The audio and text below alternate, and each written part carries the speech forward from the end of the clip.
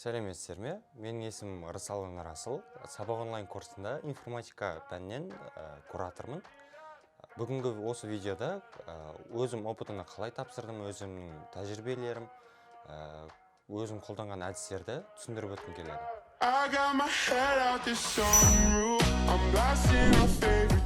Біріншіден, мен опытына 2020 жылы тапсырдым. Опыты балым, соңғы нәтижем 135 балл болды. Бәрін басынан бастап айтып беретін болсам, менің бірінші дайындық бастамай жатып тапсырған тестім 35 баллды құрады. Және де дайындықтар болды. Бірінші пайдаланған әдісім ол монитордан құтылу керек болды. Яғни мен бірінші мезетте желілерден, интернет желісінен құтылдым. Яғни былайша айтқанда смартфон, телефонды тастап, тек байланыс үшін ғана бұрынғы кнопочный телефонды пайдаландым. Осы оқуға дайындық бойынша 1 жыл бойы дайындалдым мен. Және де осы дайындықтар арқылы мен математика, физика пәнін тапсырдым 5 пәндіктен.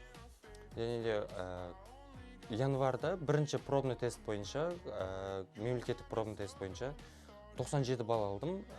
Ол үлкен нәтиже болып саналды, яғни өзімен бірге дайындалып жүрген адамдармен салыстырғанда өте жоғары болды, яғни 20 балға дейін жоғарылап кеттім.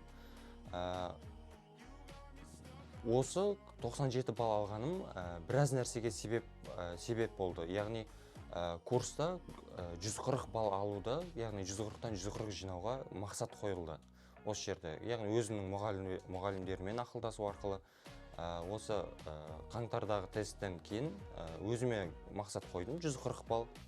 Және де оқуды жүйелетіп өттік. Одан да көбірек оқуға тырыстым. Одан кейін бізде мектепте бізде не берді, еркіндік берді, яғни опытыға дайындалатын болсаңыздар, қалған сабақтарды оқытпауға келісті. Яғни мен өзімнің тек математика, физика ғана дайындалдым десем де болады. Мектепте де, курста да. Тура солай дайындық өте жақсы болды. Қиын болды деп айтсам да болады. Демалыс болған жоқ. Мерекелік демалыстарда да демалған жоқпыз. Жексенбі күнінде демалған жоқпыз. Курсқа барып оқыдық, тоқтамай. Қиындықтар болды, невысыпание, ұйқы қанбайды, бірақ оның бәрі нәтижесін берді. Одан кейін платный оқуға, ақылы оқуға пробный тест болды наурыз айында. Ол кезде нәтиже менің 120 балл болды. Ол кезде менің сол қатты мақсатты нақтылай түсті, яғни өзіме сенімді бола бастадым. Дайындықты одан сайын көбейтуге мұршаландым. Және де осыдан кейін мектепте, курста маған мұғалімдерім барлығы сенді. 140 балл алам дегенге барлығы жеткізгісі келді мені. Өзім де жеткім келді десем де болады. Тура осылай дайындықты одан сайын көбейте түстім. Көбісі айтатыны сабақ қиын дейді. Жоқ, қиын емес. Оның барлығы тек миымызда қана қиын деп қараймыз. Оны қиын емес, тек бір мысалға ойын ойнап жатырық деп ойласақ та, ойын ойнап жатсақ, барлық адам ұтуға мақсат қояды, ұтқысы келеді. Тура солай жеңіл қарау керек, қиындық деп қарауға болмайды ештеңені. Тура солай дайындықты күшейте түстім, тоқтамай дайындала бердім. Дәл солай, және де осы дайындықтардың арқасында опыты уақыты да келді. Яғни маусым айында бірінші опытыға кірдім. 30 мамырда бірінші опыты. Яғни 2 мүмкіндік берді. Біріншісін 30 мамырға, ал екіншісін 30 маусымға қойдым. Яғни арасына 1 ай қойып, жаңағыдай сол 140 деген балға мақсат қойғандықтан. 30 мамырда өзімнің бірінші отбасымның үміті болды, және де олардың поддержкасы болды. Жан-жағымда достарым, курс барлығы поддержка берді, себебі сенді. және осы сенімдердің бәрін ақтап шықтым десем де болады. Бірінші 30 мамырда 130 балл жинап шықтым. Барлығы қуанды, бірақ барлығы қуанып үмітін ақтағанмен мен өзімнің үмітім бар еді. Мақсат қойған болатын 140 балл дегенге. Және де осы 140 балға 30 мамырдан кейін дайындықты қайта бастадым.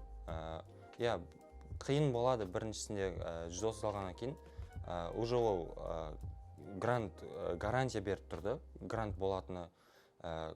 Бірақ өзімнің мақсатымды жерге тастағым келмей, дайындықты күшейте түстім. Яғни алға қойған мақсатыма жеткім келді. Дайындалдым. Көбісі одан кейін достарым ойнайтын болды, қоя салсайшы деген секілді. Жеттің ғой барлығына деп. Бәріне күлдім, бірақ өзімнің мақсатыма жеткім келді. Тура осылай достарым, кейбір адамдар уже сенбей бастады.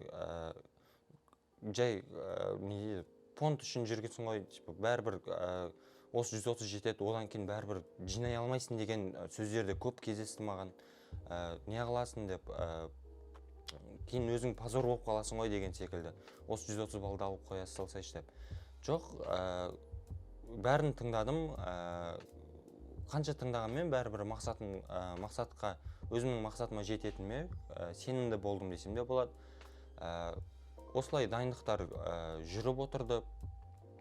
Яғни көп адам, почти курстағы, яғни өзіммен бірге дайындалып жүрген 80% адамдардың барлығы курстан шығып кетті. Яғни көп жинаған балдар, яғни грантқа түссем деген сенетін балдар, барлығы дайындалғысы келмеді, тойлап кетті десек те болады. Тура солай 80% балдардың бәрі кетіп қалды. Оқушылар, яғни достарым оқығысы келмеді, ал аз жинаған балдар да болды. Олар да грантқа түсу керек қой, ақтау керек.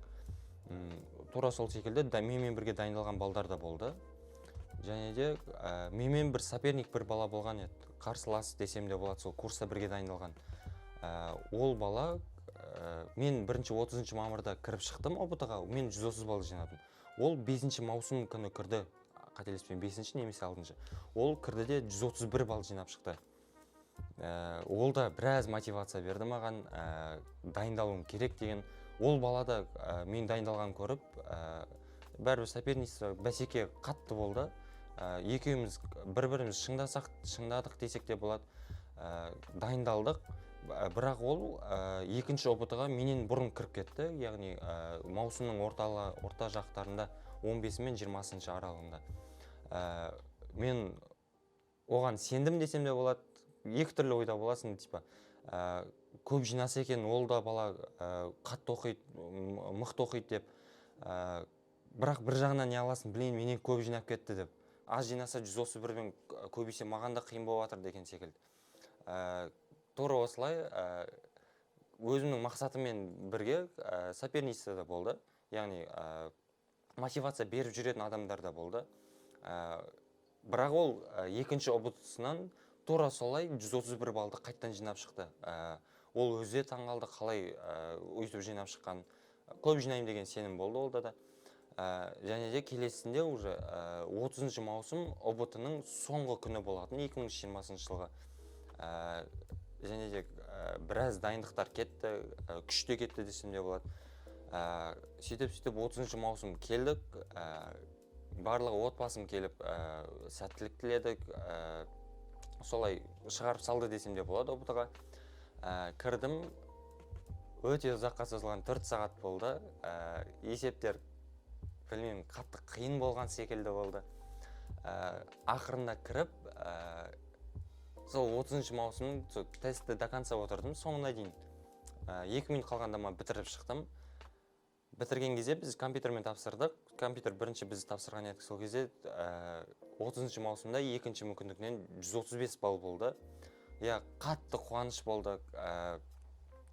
Отбасым барлығы қуанды, әулетім барлығы не алды, қолдады, үмітін ақтадым. Бірінші сол мақсат отбасымның, ата-анамның үмітін ақтау болды. Яғни оларға да мақтаныш болады, олар да түсінеді, бекер болмаған осы уақытқа дейін. Тура солай, олар бәрі қуанды. Солай барлығы жалғасып, бәрі қуанды, бірақ содан кейін ойлансам, өзімнің мақсатым болған еді 140 балл деген. Енді бұл да қатты өкінетін жағдай болмайды, бірақ бәрі керемет болды. 140 жинамасам да 135 балл деген, ол 100 адамның ішінен бір адам істеуі де мүмкін. Тура солай, біздің мектепте, өзімнің оқыған мектебімде де ең жоғары балл 128 болған еді. Ол 10 жыл жоқ, 125-тіктен кейін не қылды ғой, 140 ауысқаннан кейін ең көп жинаған сол болды, ол 2 жыл бұрын. Одан кейін рекорд жаңармаған еді, одан кейін мен жаңарттым. Ол өзінің сынып жетекшіме де қатты қуаныш болды, мақтаныш болды, мектепте мақтанды. Тура осылай 135 балмен IT мамандығына түстім. Дәл қазір Астана қаласында Астана IT университетінде оқимын, яғни жаңадан ашылған универ. Университетте тура осындай нелермен жетістіктер бар. Яғни тоқтап қалған жоқпын, до конца барғым келді. Және осылай ұбт бірінші мен өзім ойлайтыным, көп нәрседен қаштым мен. Бірінші мезетте оқуға емес, тәртіпке үйренгім келді. Яғни бірінші телефоннан құтылдым, яғни әлеуметтік желінің бәрін өшірдім, кнопочный телефон қойдым. Бірінші сол болды. Оның өзі бір ағаларының ақыл кеңесі болды, соны тыңдағаннан соның да арқасы болды деп санаймын. Және де осы ұбт тәжірибем менің осы сіздерге қызықты болды деп ойлаймын, көмектеседі деп те ойлаймын. Ең бастысы ерінбеу керек, және де ата-ананың үмітін ақтау керек.